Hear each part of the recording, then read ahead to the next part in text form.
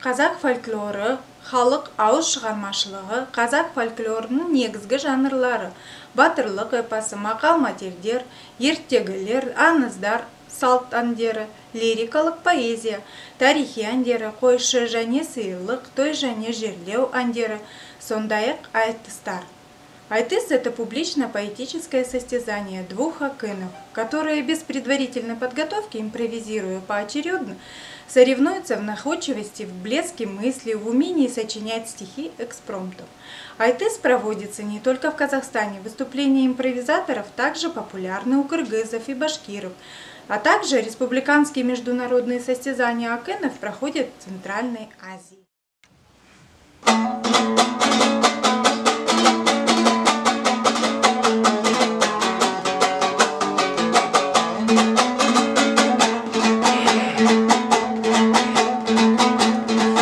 Сөз басы алайымда сәлем бердім, сөзі парыз иманы бар ерлердің.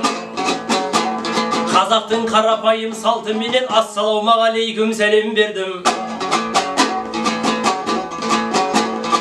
Жыр маржаны байыппен тере келдің, бойыма дарындарды өрі-өрлің.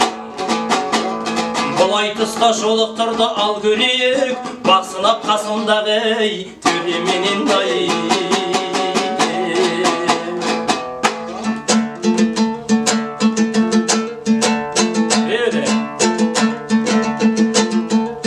Ассалаумағалейкум халқым менің, басиып баршаңызға сәлем бердім.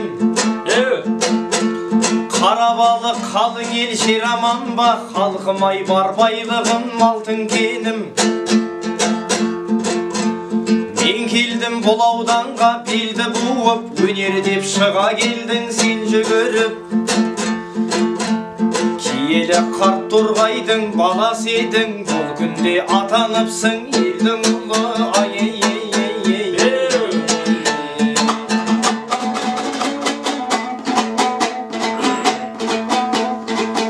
Ярас бұл ауданға мен де келдім, қызмет жасар елдің, дебер елдің.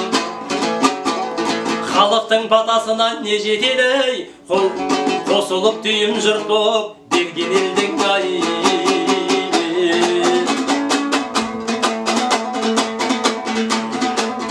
Ал төренің баласы, маған да бір қарашы, қызмет қып ауылға, болайықшы шанашыр. Мәдениет саласы, әркімнің бар таласы, өркендейік өсейік, осы жерде басып, өткен күннен санасып, мол тәрбие аласың. Қарап алып мекені, ұлылардың санасы, әр қазағың жалғызым жүрегімде қанасы.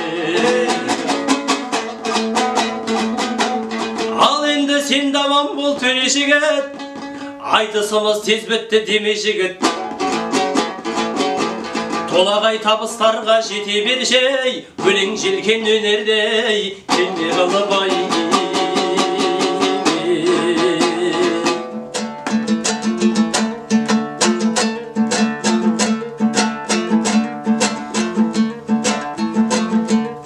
Ой қосылып барады санаманық, жақсы сөз көңіліме жағаданық. Тіліндінің дәстүрің ұмытылмай, күннен күнге шарықтай бер қарабалық. Жат қолға сатылмайтын жер аман бол, індетпен жамандықтан ел аман бол. Қазақтың қазақтығын көрсететін, Қаныбек қайда жүрсен сен даман бол.